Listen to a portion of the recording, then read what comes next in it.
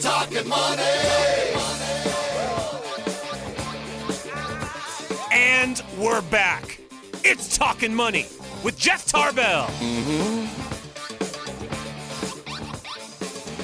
Little band called Van Halen. Like it. The original Virgin. The Virgin version of Van Halen. Say that 5 times. Not on the radio fast. 339-1140, 1-800-920-1140. You can come put this microphone in front of you, and we'll see how many things come out of your mouth that don't sound right. Okay? Okay, Mrs. Principal.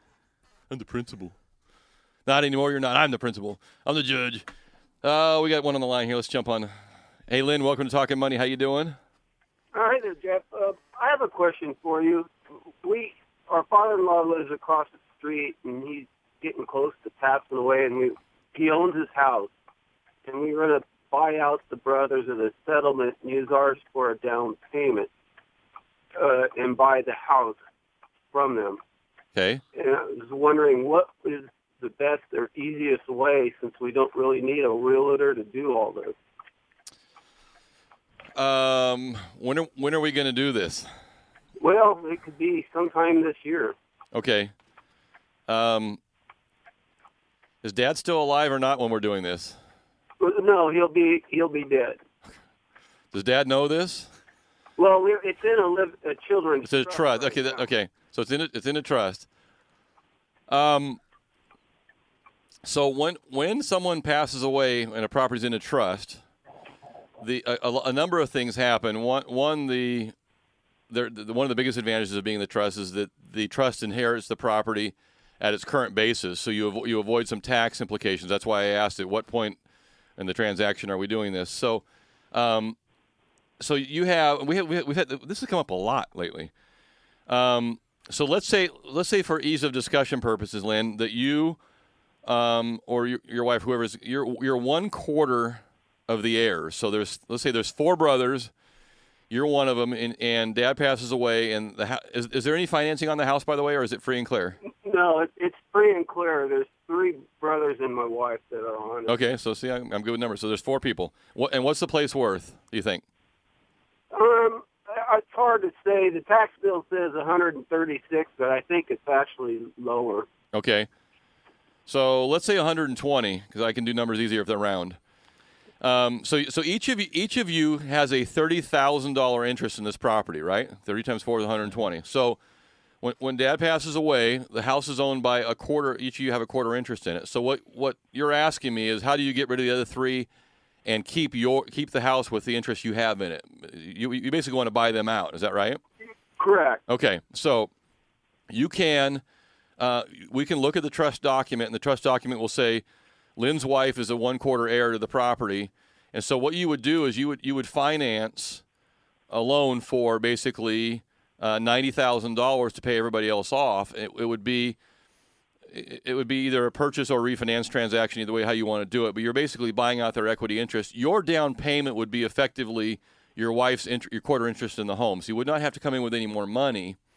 But depending on occupancy. Yeah, depending on occupancy. But so percentage-wise, that would probably work out. So you can do that. You can get financing for it and buy out the heirs if you choose to do that. You do have to qualify for the $90,000 loan, though. So I don't think that's a problem. Okay, so that is certainly a possibility. It happens all the time. If it's in the trust, that's good. I would suggest to you one thing, that maybe there is some what's called a continuity of obligation. There are some other little rules that go on there as well. But anyway, the short answer is it is possible, and with her 25% equity is probably enough to buy out the rest of the people and make that fly. There's some other little things you want to deal with, and I'm more than happy to help you off the air do that if you want. But that should be doable, and we're seeing a lot of that right now. And the fortunate news is he owns it free and clear. A lot of times there's a big lien on it, and it's not even worth going through the hassle of doing it. So, but Lynn, that is certainly possible. I'll put Lynn back on hold. We'll get his information and get him out whatever he'd like there, some IMAX or something else as well. We did not get a quiz winner yet to our quiz question, which is which country has the most percentage educated people in the country, And if you look down the chart, I think it's over 60% of that group of that 25 to 34-year-olds have a college education. Over 60%, yes. Yeah. So it is. And it's not the United States of America. No, and it's not Japan, and it's not India. And they do produce some pretty nice vehicles right now. In fact, I think almost everything you look on has their name on the back of it. I think my daughter one time when she was younger asked me, "Is everything made in this country, Daddy?" So it used to be everything was made in Japan, but now it's over here. So 339-1140, 1-800-920-1140 if you know the answer to that.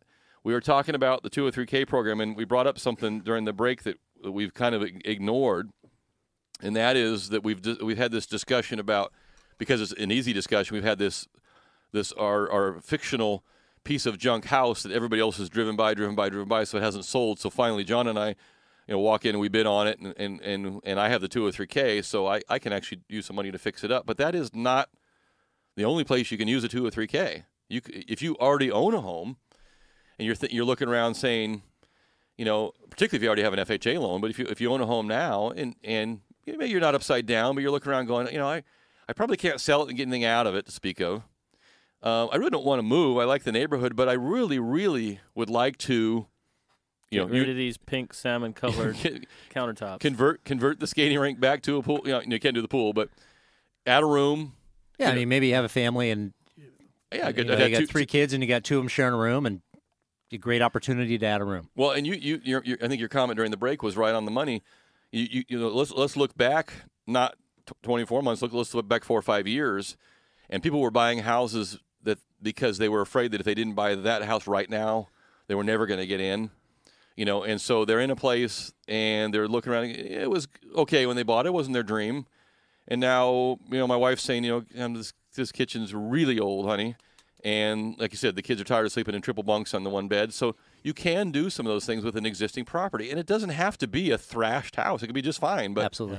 It's a wish list of things you want to do. Absolutely. Yeah, so if you're in a 2-bedroom, 1-bath, and the neighboring market is 3-bedroom, 2 baths, or 3 2.5s, or 4 2s, and now you're going to get some value. Yeah, so you still have to – you still come back to – this place still has to appraise, right?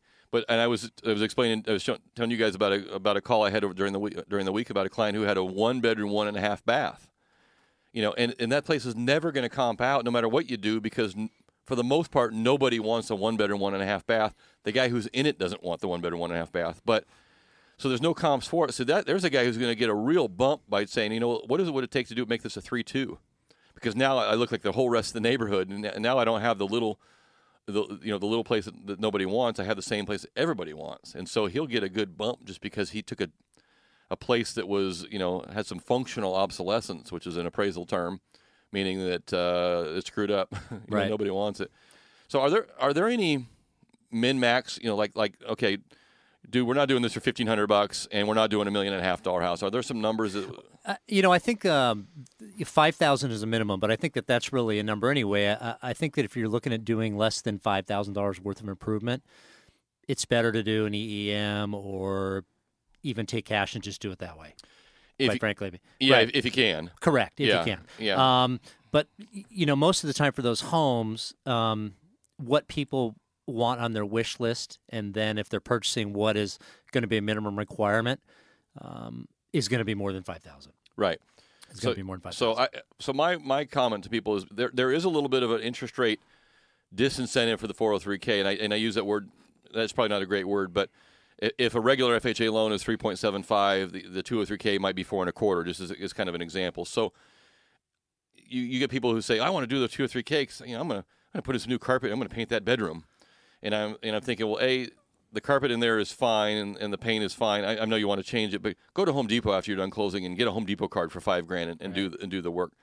Right. The energy efficiency mortgage is a program that will come in and replace windows and swap out the HVAC system. It has its own function for $8,000 to $15,000 depending on what you need to do. So there's other ways of doing those kind of things which are cheaper in the long run. But this is a program where you look around and say, I just can't buy this house. I mean, it has a total health and safety problem, and nobody will finance it. And frankly, I don't want to buy it if I can't fix these things, and I don't have the money to get into it and do it. And that's the beauty, right? Is you get this work goes on after close, so I don't have to do all the work and then close the transaction. Correct. I get to get rid of the seller and all the agents, and I get to do it on, quote-unquote, my timeline. Correct. Now, do I get to do it myself? No. Dude, I have the killer set of tools. Yeah, I do too, but I wouldn't do it. Actually, I do not have the killer set of tools. I own My friend does. I own a box wrench and the Phillips screwdriver is a little stripped, but other than that. Let me elaborate on it. There are some lenders out there that will allow you to do that. However, I would not recommend that. Okay. I would professionally recommend that you let the people that do that for a living and have a history of doing that for a living, and really not even being a GC or a general contractor or contract plumbing or electrical for 5, 10, 15, 20 years, also somebody that has experience doing this type of renovation work and dealing with lenders that offer this, and then dealing with third-party providers that monitor the project, review your contractor's work, HUD consultants. So if you get a contractor in there that, one, has been in business for a long time, but two, knows very much about this program, it's exponentially going to work out much better. Yeah, and I think you either get off on the wrong track or the right track right when you begin. Exactly. And there are a lot of lenders who say we offer the 203K program. Well, there's a big difference between offering one and where we've gone to the effect of hiring Kent and other individuals say, look, this is all you're going to do. We're not going to talk to you about streamlines. We're not going to talk about VA. You're doing the 203K stuff. And so when someone calls me for the 203K, I get them pre-approved like I do anything, because they may or may not use it. And if it's a full 203K, we hand them right to our 203K experts and say, they're walking you through this and your realtor through the process, because a lot of realtors haven't done them. So Right. What was our quiz answer?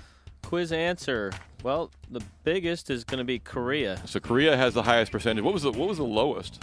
a little place called Austria. I want to go there. Why go to school when you can go skiing? That's what I That's think. right. This is what I know about Austria. Don't hit the tree. I'm good. That music means we are done. Where was Canada on that list, by the way, just out of curiosity? Canada was number 2. Oh, hey there. Yes. Yeah, hey there. Okay, we got to go. Hey, you can catch a show every week if you want on our Facebook page or the JeffTarbell.com website.